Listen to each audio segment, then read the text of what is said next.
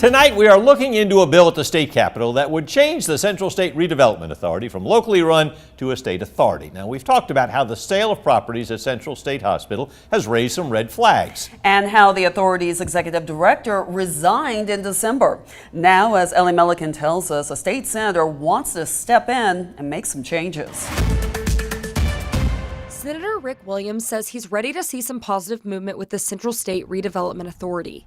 That's why he created this legislation. People resigning, and every time you turned around, there was something negative in the newspapers or in the community. Williams says finding people to work became difficult.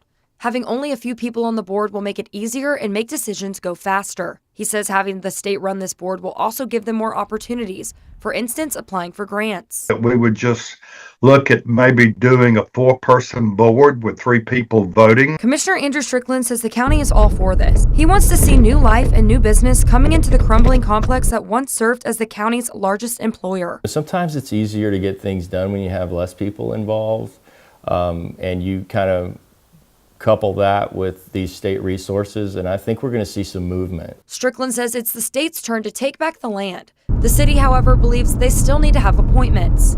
Walter Reynolds, who was involved with the authority in the past, says he would like to see a larger board with local voices. The governor, the lieutenant governor, the speaker of the house could most certainly make an effort to appoint locals, and I think that would be prudent. Williams says he's open to hearing changes to his bill. He says he'd like to see something everyone can get behind to bring in new growth. So far, this bill has passed in the Senate and now is in the House.